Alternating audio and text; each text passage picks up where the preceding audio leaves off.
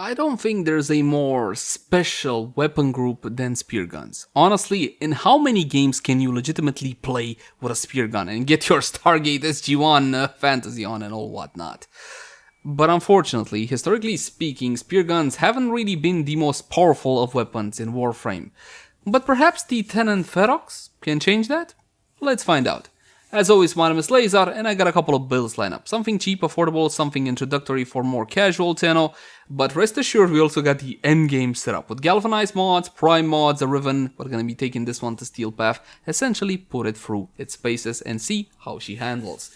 That said though, please bear in mind that my builds and guides usually take a more new player friendly approach. I like to take my time and explain whatever I feel is more necessary for newer players. So, in case you're a vet and you already know most of this stuff, please, bear with me. And with that out of the way, let's jump into the Tenet Ferrox. Let's begin by checking out how the weapon handles without any mods equipped. And for that, just a couple of our usual free shots. The Tenet Ferrox is it's an alternative version to the Ferrox, which is more powerful in almost every single way except damage. More on that just a tad later. Now my friends, this is a spear gun. You don't get to see a whole lot of spear guns in Warframe, and unfortunately most of them are not very powerful, but they are very flavorful and in at cases gimmicky. Allow me to demonstrate. So in primary fire mode, this one will be launching what appears to be a projectile. This is not a projectile, it's a hit scan attack, but you will need some charge time. Now opposed to the normal Ferrox, this is a charge trigger, but it's charged automatic. Yeah, I know, it's weird. Charge automatic means you're gonna keep your trigger finger pressed down and it's gonna keep on charging and hitting the target. Of course, the damage components are next. You got the impact, which will deal the most amount of damage, and then you got a 4-meter explosion with only a 30% fall off, which is actually pretty good.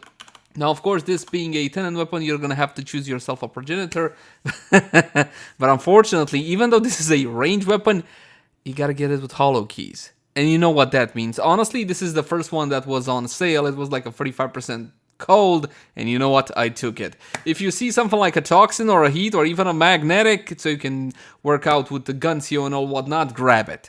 Alright, anything that's above 30%, simply grab it because you don't know what the rolls will be.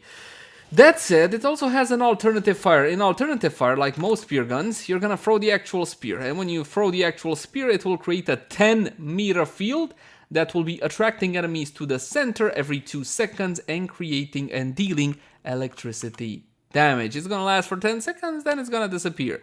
You can't have multiple of these puppies, so if I fire it again over here, it's gonna disappear that one that was over here, and it's gonna reload after deployment for some reason. So do bear that one in mind. Honestly, as far as spear guns are concerned, this is one of the more useful ones, because think about it. You know when you build your Warframe and you need Korra's Snare or what's his face thing, the larva from Nidus, yes, you can just use this. Now granted, this is not the best clump up ability ever, but you do get that crowd control from the electricity. You know what? Let's call it a mediocre or an average clump up ability for your primary weapon, which is more than I can say for most spear guns in Warframe. And yes, it has an ephemera on it.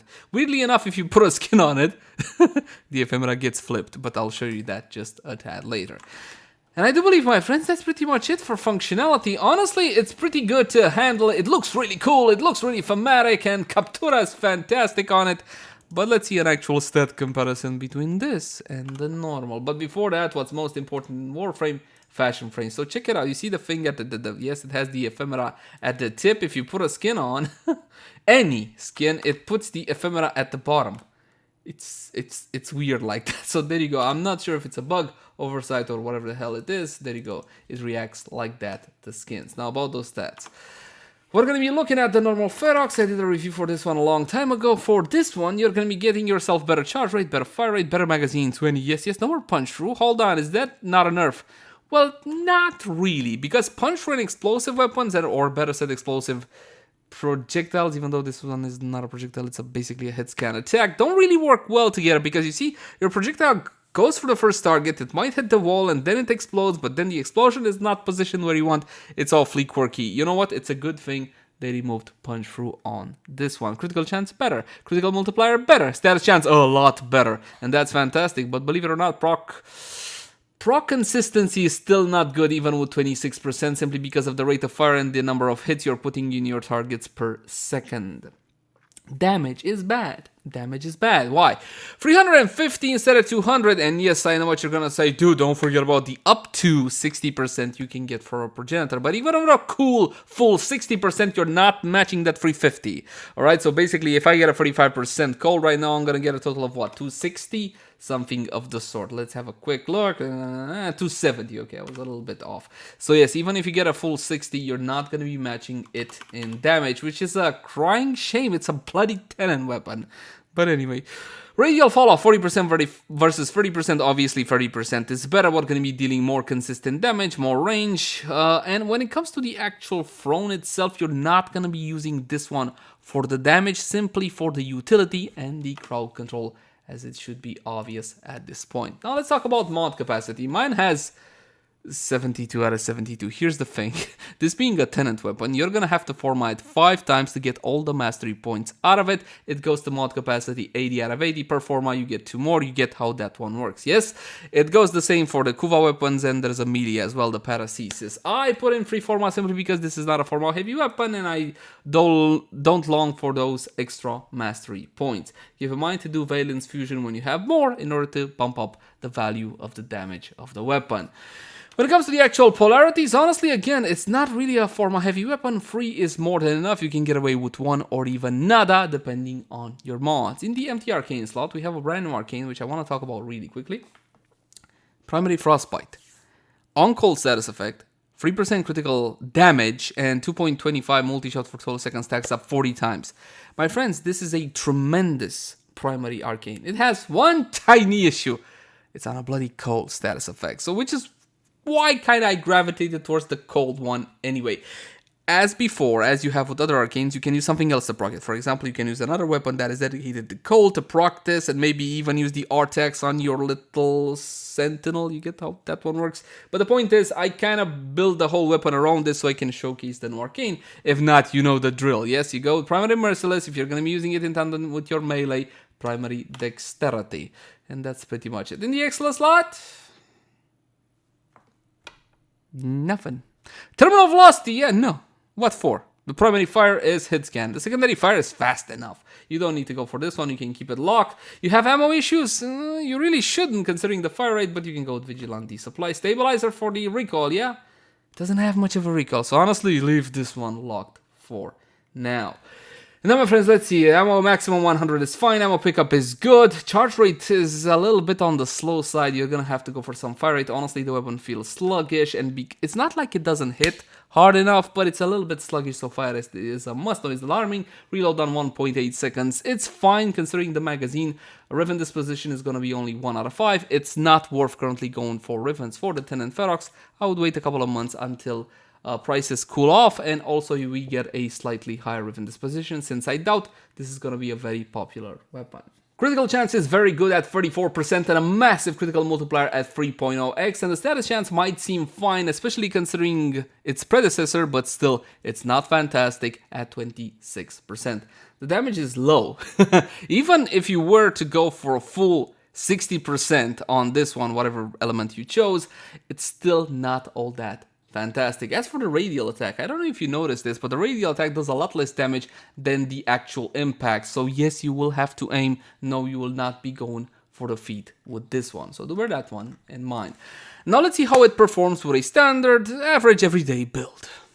Damage acceleration, multi-shot split chamber, vigilante armor. What the hell? Hold on. No. That's not the one. There we go. Where was I? Yeah.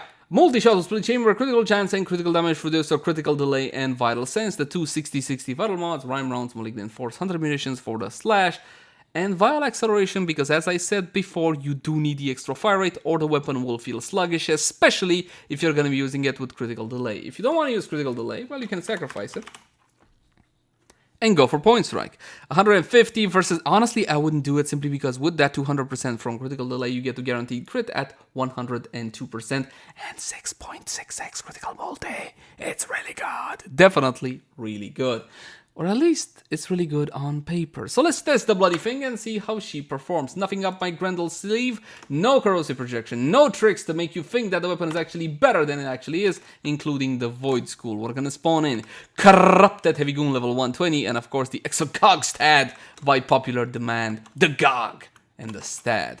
Here are the old Corrupted Heavy Goons, so what I like to do, all out together with my big rod, yes I know, and then destroy them, like so. It synergizes well with the explosion. The problem is the explosion, even though it doesn't have a big fall off to it, it still doesn't do jack for damage. So do bear that one in mind. You can get more damage by increasing the Progenitor's bonus and all whatnot, but honestly, it's not gonna make a huge impact on the weapon. Does it kill? Of course it kills. Is it the best? Far from it. But you know what, my friends? Not all weapons, not every single bloody weapon that comes out needs to be the best at something. So once again, I clump them up, it goes to reload. It's supposed to consume an ammo when you do that. Does it not? No, it doesn't. So anyway, the wiki says it consumes 1 ammo when you use the secondary thing. It doesn't. We go to fire rate. I'm not tapping, okay? I'm just keeping my trigger finger pressed down. This is the kind of performance you can expect with normal, average, everyday Rivens, and where it's shooting your favorite target, well, some of your favorite target, the Exogog. The Exogog that I think you can find in Railjack. Yes, you do Railjack things. You guys love Railjack. Oh, I know you guys love Railjack, definitely. There you go. That's the performance you can expect, and honestly, it's pretty okay. It's nothing out of the ordinary, but then again, I'm not using any fancy mods. One more time, we got a combination of the GOG, and we got a couple of Corrupted Heavy Goons as well. This is not a galvanized build, so I don't need to stack up anything. As you can see, the weapon goes through your targets at a reasonably fast pace, all in all, considering. Though I am going straight for headshots, and that is a big advantage for any critical weapon, actually any weapon, almost any weapon in general. And if you don't know what that's all about, you really should. Link in the cards right now for a full and detailed build guide on that. You see how that slash generated there, that small slash, that itty bitty slash that barely tickles the Corrupted Heavy Goon? That's a slash generated by the explosion, which deals a lot less damage, not by the initial projectile. You can tell, of course, by the values, and if it was a headshot or a body shot, since that will also highly affect the value. And that's pretty much it for the newer player portion of the guide. If you have all the mods, all the everything, you would look at a build something like this. Yes, I have a Riven. Well, technically I have 3 Rivens, but that's not important. None of them are mine. Thank you so much to fantastic subscribers for loaning me this so I can test the weapon and see what are its capabilities and limitations. Galvanized aptitude, will it work? Yes, well, yes and no. It works on the impact, which is the very large majority of the damage anyway. It doesn't work on the explosion, so you know what? Go for it anywho. Galvanized chamber, more multi-shot, a Bane mod. If you don't like using faction mods, you can simply swap out for flat damage, and if not, you can go for more fire rate or anything of the sort. In this case, I sacrifice my fire rate because my Riven has it with fire rate, Toxin, multi-shot. And having Toxin, this is my idea on this one, right? So I went corrosive and cold on this one, yes, with a cold Progenitor, so I can use Frostbite. Yeah, I was so desperate. Okay, fine. I really wanted to showcase this new arcane because it is a really new arcane, and more importantly, it's new and I want to actually use it. So there you go, a maxed out one. Thank you very much to my friend from the Netherlands, Joost. You're the best. We got 100 munitions, critical high voltage on this one, combining with the Toxin on the Riven, forming corrosive, and of course the default cold. But the problem is, bro, you have 100 munitions on. What are we gonna do with those measly slash procs if you're not gonna have vital? Well, I'm gonna have to call in the Panzerwurfpfeiler, okay? This is technically cheating, but this is what I got, alright? I wanna showcase the new stuff, so we'll showcase the new stuff. Panzerwurfpfeiler, build it however you want, it doesn't matter too. Okay, it does matter. Remind me to do a guide, will you guys? Will you remind me to do a guide on the Vulpi? Yeah, that would actually be quite helpful. Right, galvanized setup, need to get a couple of kills, put them all together. Where's my stupid... Where'd she go? Okay, now spit at him, spit. There we go. She spit. Oh god, that's like miles better. I don't have as much fire rate, but the actual damage is insane. By comparison, relax. So once again, put the thing down, get him in the center there, and start pew pew. The GOG stat gets destroyed. Look at that. The difference in performance is absolutely huge. But again, I am using a lot to my advantage. The only Warframe buff I am using, however... well, it's technically not a Warframe buff, it's a little kitty buff, so mwah, there you go. You're freaking ugly as hell, but I'm gonna give you a kiss anyway. That way you can make the new arcane work. I'm not saying this is necessarily the way to go, I'm just saying this is different. It's still slash viral, I'm aware, but it's slash viral with a twist. And stop yelling at me for always showing you slash viral. This is the meta, this is what works best. I feel compelled to show it to you. And if you want more build diversity, go yell at the... I mean, everybody else does. I think it's fashionable at this point. Nice kitty. Nice kitty. Now, I know what you guys are gonna say. It's very easy shooting standing still targets, but can you actually path steal? I don't know. Let's find out. Welcome to the void, my friend. I just love how like the ammo blew up from him. That was beautiful. Where was I saying? Yes, welcome to the void, my friends. It's time for the corrupted in Steel Path to get absolutely annihilated by the brand new Tenet Ferrox and all whatnot. Okay, granted, it's not, they're not gonna get like super ultra annihilated, but still, I mean, do you think you need more than this for Steel Path? Well, okay, fine, for normal level Steel Path. We're not saying endurance runs levels in the faster, then I would recommend a different weapon. Which weapon would that be? Haha, look at the cards right now.